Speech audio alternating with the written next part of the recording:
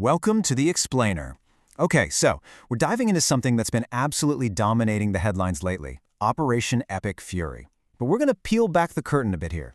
Behind all that intense combat footage and the endless breaking news alerts, there's actually a staggering logistical and financial reality that, frankly, most people are completely missing. Today, we're breaking down the hard numbers, the sheer hardware attrition, and the massive budgetary strain of this wild 40-day conflict.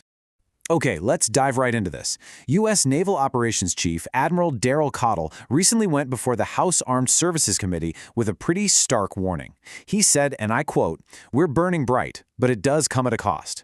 Basically, what he's getting at here is that the American naval machine in the Middle East is running so incredibly hot right now that it might literally have to slam the brakes on essential day-to-day operations. That is, unless Congress urgently steps in with fresh funding by July. So here's a roadmap for today. We're going to cover 1. The fleet is burning bright. 2. The soaring financial toll. 3. 39 aircraft lost. And finally, 4. The future of air power. All right, part 1. The fleet is burning bright, and the hidden operational costs. The sheer scale and duration of Operation Epic Fury completely overwhelmed the Navy's fiscal 2026 budget. This 40-day conflict, it simply wasn't baked into their financial models. Because of this massive, unexpected surge, the ships, aircraft, and sailors deployed across the region are just burning through fuel, maintenance funds, flight hours, and some incredibly expensive munitions. It's happening at a pace that existing accounts just cannot sustain. They are essentially spending wartime resources on a peacetime budget, which is a huge deal. And that brings us to a very real, very human impact. 12 to 15,000. That's the number of sailors who might suddenly find themselves stuck in absolute administrative limbo. Without supplemental funding, the Navy warned they might have to completely halt permanent change of station, or PCS, moves for up to 15,000 personnel.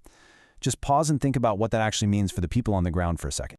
What's really fascinating here is the massive domino effect across the whole organization. This isn't just about ships and missiles anymore, right? It's transforming a combat operation into a full-blown domestic logistical crisis. Because money is so incredibly tight, we're talking about disrupted career assignments and families literally unable to pack up and move to their new homes. We're looking at frozen enlistment and re-enlistment bonuses, which threatens to completely stall their recent recruiting momentum. They might even have to hold brand new recruits at boot camp simply because they don't have the cash to move them to their duty stations. It's just a massive, massive logistical bottleneck. Moving on to part 2, the soaring financial toll and the actual cost of the campaign. And this brilliantly illustrates the financial acceleration of the campaign, which is just staggering. We start with an initial Pentagon estimate of $25 billion. But then, just weeks later, that current cost climbed to nearly $29 billion. And now, officials are expected to ask Congress for a massive supplemental package, averaging around $90 billion, with some estimates even pushing up to $100 billion. A huge chunk of that staggering request is literally just to restock those rapidly depleted munition stockpiles we were talking about earlier. Naturally, a price tag of that magnitude creates some serious friction on Capitol Hill. On one hand, you've got lawmakers demanding clarity. For instance, Ken Calvert, who chairs the House Appropriations Subcommittee on Defense, has been pressing really hard for a concrete timeline on when this formal funding request will actually drop. But on the flip side, Pentagon officials like Pete Hegseth and Chief Financial Officer Jay Hurst are holding back on specifics. They definitely acknowledge the pressure, but they argue that, hey, calculating the cost to repair aircraft and replace complex systems is really hard to do on the fly.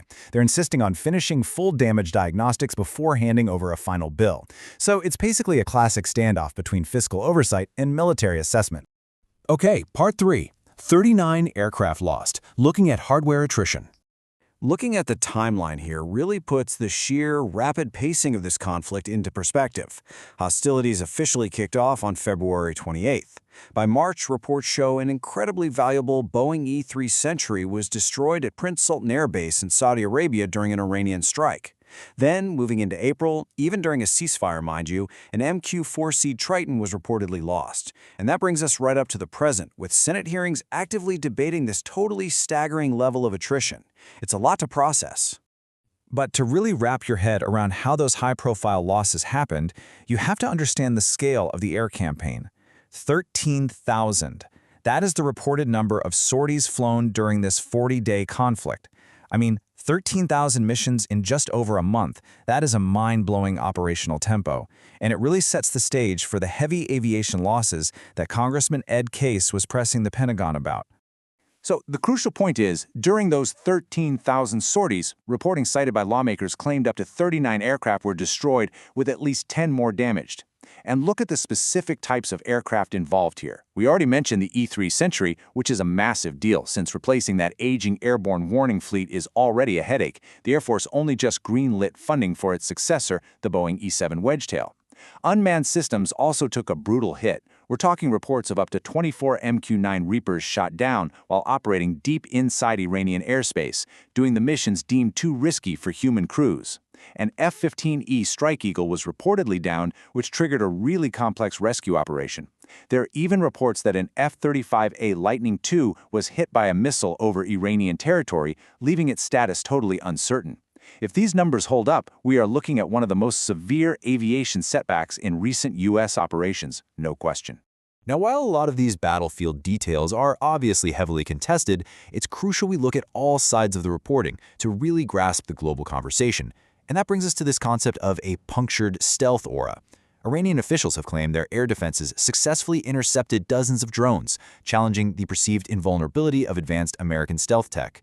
Whether you view those statements as cold hard facts or just wartime messaging, they're an absolutely critical part of the narrative and the intense strategic debates happening in Washington right now regarding air dominance.